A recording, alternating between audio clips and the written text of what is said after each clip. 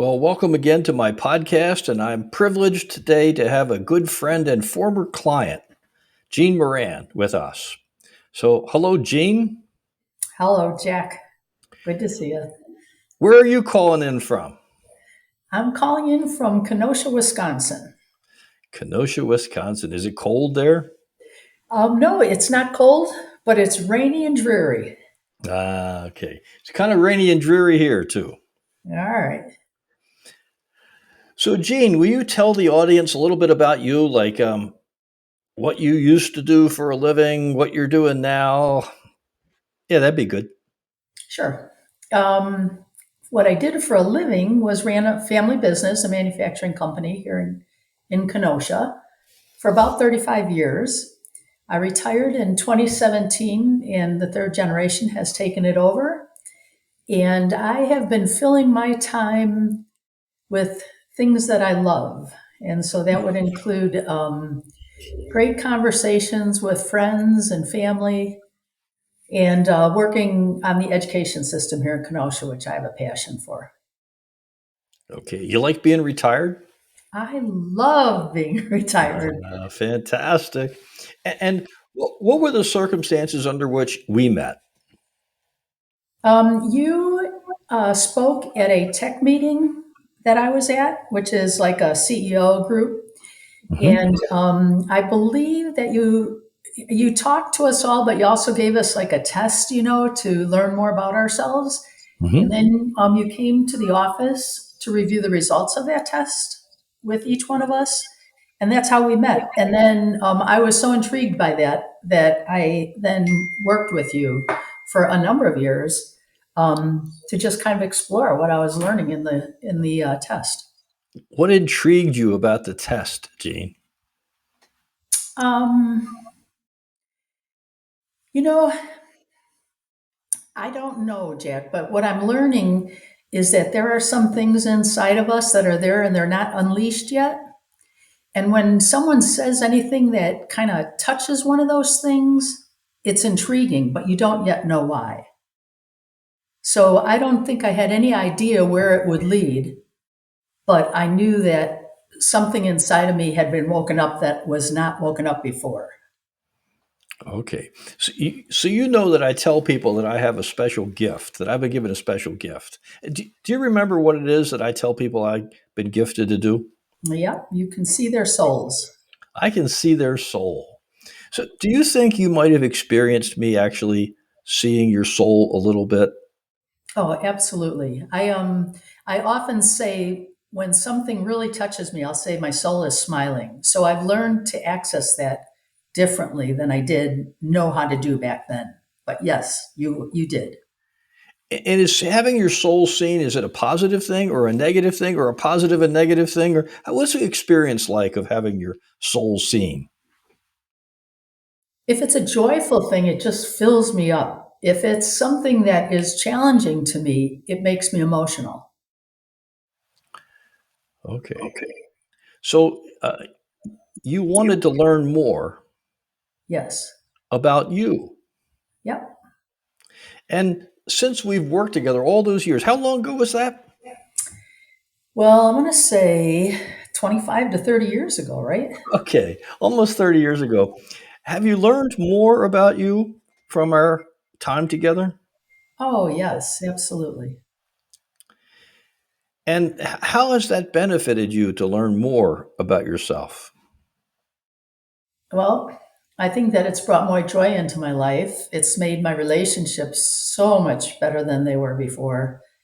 Um, and it's given me a lot of freedom to express myself as I truly am, as opposed to how I thought I was supposed to be. It's hard to, put a number on that or a feeling on that, but when you do it, it is just feels remarkable. Were there any regrets from knowing more about yourself? Maybe early on there might have been. They weren't really regrets; they were just challenges. Like because we've talked often about when you change something, your circle has to change with you. Your circle of friends and family have to change with you because you're no longer the same person. So that was a little uncomfortable, but not terribly. So I guess you mean that if you learn more about yourself, then your life that you had doesn't fit you as well as it did before. Yes, And so you have to change things about your life to fit who you know you are now. correct. Are you still discovering things about yourself you didn't know? Every single day. Really? Yes, yes. I think it has something to do with all the time that I have on my hands and all the kind of great people that I've been talking to that are still causing me to expand what I know about me.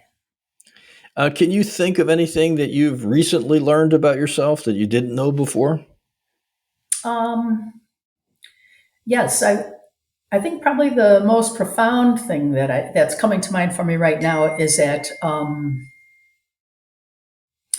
I was a human doing for many, many years.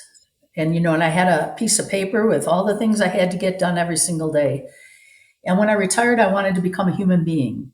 Hmm. And I didn't really know what that meant. So I kept that list. And every day I was still checking off things, but that wasn't helping. And so recently I created what I call my authenticity statement, who I want to be, who I know myself to be. And that's how I measure myself now. So in this conversation, am I being authentic? And that for me means about five different things. So authentic means what to you? For me, it Yeah. means that I am fearless, loving, and loyal, self-caring, and spiritually connected. And every moment, I'm seeking to get more of that, and I'm seeking to support people who want to do the same. So I guess that means that you're more focused on expressing who you are than on making sure other people are happy with you. Is that true? Yes, yes, for sure. Did you used to care more about what people thought about you, or did you never really care that much? You're I think smiling. What are you smiling I'm smiling because I think it's the only thing I cared about. about? It goes back to childhood. I was that little girl just trying to get attention, and the way I did it was by doing what I thought people wanted me to do. Gal, I would think a lot of people are doing that. Wouldn't you think so? I guess unless they're made differently, like unless they had a different upbringing where they weren't, you know, bombarded with rules. I was also raised Catholic, went to Catholic schools for 12 years. And so I had a lot of things in my life, even when I entered the business world in the 70s. That was when women were just starting to be in the business world. And so those were the rules of men. Not that they were bad or good, but they weren't my rules. They didn't fit me. And so I think that most people feel it, but I imagine that some people had a freer upbringing than I might have. Were you good at getting people to like you and respect you and value you? What? You're smiling again. Were you good at that? I was outstanding. The only time, I was thinking about that this morning. In the business world, when I would meet, so I was the CEO of the company, so I would have some ideas that I thought were pretty good. And in the business world, I started to encounter people, CEOs of other companies, saying things to me like, "You better watch yourself, little lady." Or what was another one? There was another one that someone said to me, and like it just like kind of triggered me a little bit. Like, what? I thought you wanted me to be fully expressed to you. Oh, I know. I love knowing people deeper, and so I was talking to this guy who owns this wonderful company, and all of a sudden he looks at me and he goes, "What are you writing for the New York Times?" And so that ended that. Like I shut up really quick and did then what I became a good little girl again. So if you were pretty good at getting people to like you, and why would you give that up, Gene? Why would you give that up to express yourself, to be authentic? I think back then I said, and I would probably still say that it felt like I was going down for the third time. Mm. And see, that even makes me feel emotional to say that. So there was a price to pay, There was a price to pay. and the price was I mean, it's interesting words you use because it's a picture of drowning. Yeah, yeah, I was. I didn't know it at the time, but when I got to see something different, I saw it way clearly. So then I guess you'd say your journey is a journey of becoming more alive rather than before you were almost dying. At least yourself was kind of dying. Going down for the third time is the last time, is what that expression really means. I'm going down for the last time. I'm going to die now. But now you're becoming more alive, it sounds. Oh, absolutely. And you know what I have to say, what's so amazing about saying that I'm going down for the third time, that I didn't know it. Right. Like how long can we live that way without even knowing it? And then one day, boom, once you know it, there's no going back. So people could be kind of silently dying, like bored with what they're doing, bored in their relationships, not very satisfied. And those would be signs that they are maybe trying to please other people rather than being who they really are. Yep. Hi, everybody. Hey, I've discovered that there are only two ways people try to create success for themselves in their lives. The first way is probably the most popular way, which is I'm going to find somebody who I see as successful and I'm going to try to be like them. I'm going to study their life. I'm going to eat what they eat. I'm going to read their books and I'm going to practice being like them. The only problem with trying to be somebody you're not is that it's impossible to do. And sooner or later, you just fall short or give up. You just can't do it. The second way to create success is to double down on discovering who you are. Everybody is amazingly unique and has been given a gift to live life that can be very powerful if you discover it and develop it.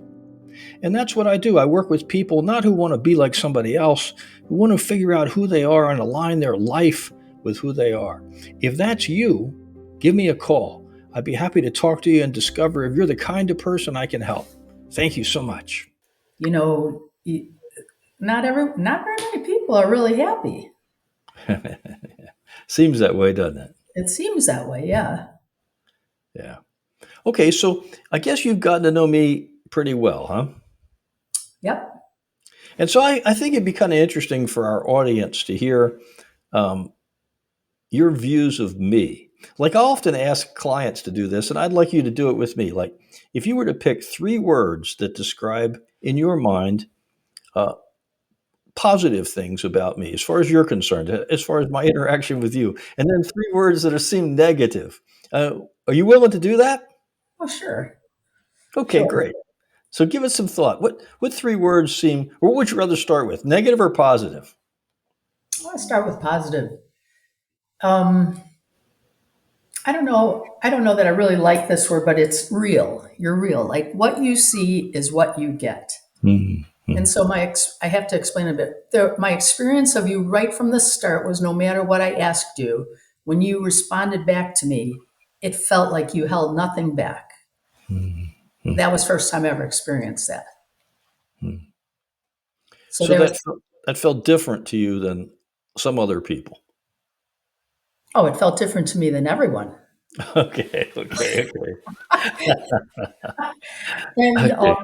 and then another word would be kind. And part of when we worked together, I would you encouraged me to email some of my thoughts that occurred during the day.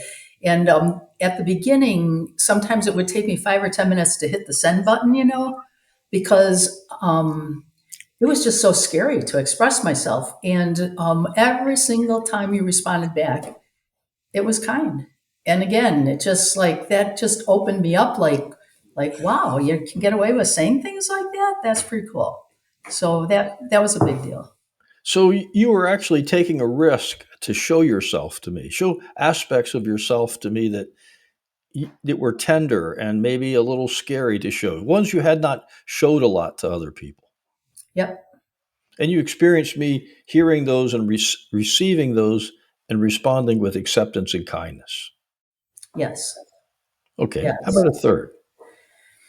A third was I think that you had a gentle way of, I'm going to say humor, but you had, which I respond very well to humor, but you had a gentle way of asking questions. Like you Mm, weren't aggressive or you weren't. I'm thinking of some of the people in my life, that they could ask me a question, I wanted to crawl under my desk, mm. but you were very engaging that way. So I ask good questions, questions that invite you to open yourself up, or questions that cause you to think rather than questions that are aggressive or intrusive or hurtful. You always ask questions that cause me to think, and the way that you ask them is in a manner that makes me want to think and answer them, as Mm, opposed to getting scared by them. cool. Nice. Thank you. Okay. How about three words that you don't seem to like about me, or don't, whatever, however you think of it. Okay. Yeah. So yeah, I always have hard times with just one word. So I don't know what word you'd give to this, but you say what you're seeing, and sometimes what you see might not be something I see. And Mm. so, but I don't know if that's a negative, because I think that was part of the process that was working, like you didn't hold things back. All right, so let me get back to the negative again, Jack. Well, it could be negative if you feel like it's too much for you, or you're not ready for it, or I might be wrong. You might feel like I'm wrong because you don't see it yourself yet. I mean, I could imagine that could be difficult or irritating. All right, so then I would say for anyone, I personally kind of like that, you know, like I love getting out of my comfort zone and stuff, but yes, I think that people could get put off by that. Yeah. Okay. You got two more? I guess I really like you because these are harder. Um, Yeah. let's see. What else? Oh, I know. One that just would always kind of you know what you want and you just go after it. Like so here would be a very simple example. Whenever I'd work with you, when it was time to go, you would just get up and go. And I Mm. was not used to that. I was used to conversations lingering for hours, and I'd be saying in my head, I wish they'd leave. But you were just like you just always said exactly what we're thinking. And at the beginning, I didn't understand that. Did it seem rude to you? Oh yeah, I would say yeah. Yeah. So I Yeah, could have. but like not rude that made me mad, just rude like I would say to someone, "Can you believe that guy just gets up and walks out?" But Yeah. so there would be that. I think people would have to understand that it's Okay. something new. All Thank right, you. so that's two. What's three? That's funny to you now, huh? Yeah, it is because I Yeah. think I'd like to be more like that now. Uh, Because I'm not. All right, I'm drawing a blank. okay. Two is enough, huh? It's enough. Yeah. Okay. Gene, you know that I have a service that I provide called a roadmap. Can you tell people what your understanding of the roadmap is? My understanding of it is that you started out by talking to say five people in my life, and I think you did that for me as well. And like my husband, my siblings, like that. And you asked them questions about me. What are my strengths? What are my weaknesses? I don't think you use those words.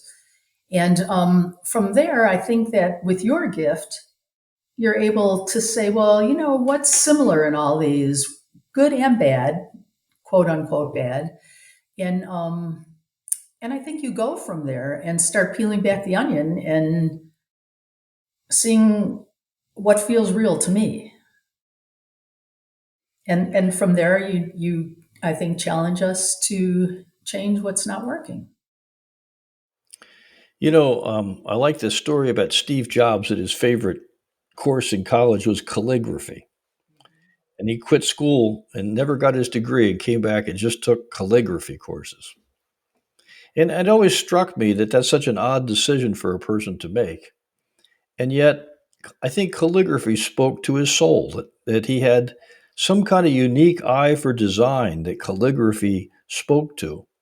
And it's really what was the key to Apple's success, is that he built technology to look like calligraphy, to work like calligraphy. And I thought everybody's got something like that, some ability to engage with people or some special skill or some unique perspective that if they understand that, they're going to be happy and they're going to be satisfied and they're going to be alive in what they do. And it really interests me to kind of tease that out and discover that for people. Does that seem authentic to you? Like, does that seem like, do you believe I can really do that, Jane? Oh, absolutely. So I'm going to tell you a story then, because this is my favorite story, like the most impactful thing that occurred in my coaching with you was one day, and I know you've heard this before, but one day you came in and the company was going through some real challenges. And I said to you, Jack, I think I need to sell this thing. And you said, why? And I said, I can't stand it anymore. And you said, why can't you stand it anymore? And I said, I just can't play by these rules. There's nothing about it that fits who I am. And you said, well, Gene, and this would have been that place where you're calling it just as it is. The business is kind of doing sucky anyway. Why don't you just play by the rules of Gene? I never would have thought of that on my own. And I know that from that day forward, I started to do it because really the business wasn't doing well. What could I lose? And so then I just started being me and it started being fun. It just was wonderful. Isn't it a funny thing that just a comment or an idea can create some kind of change that can be remarkable, can it? Yeah, that the idea and the trust. So by Hmm. that time, I had started to get trust in being me in Ah, other places in my life. And so I think there's like a whole lot to that. It doesn't just happen the first day. yep. But yeah, So, Gene, I imagine that there are people that probably ought to work with me and people that probably ought not to work with me. Do you think that's true?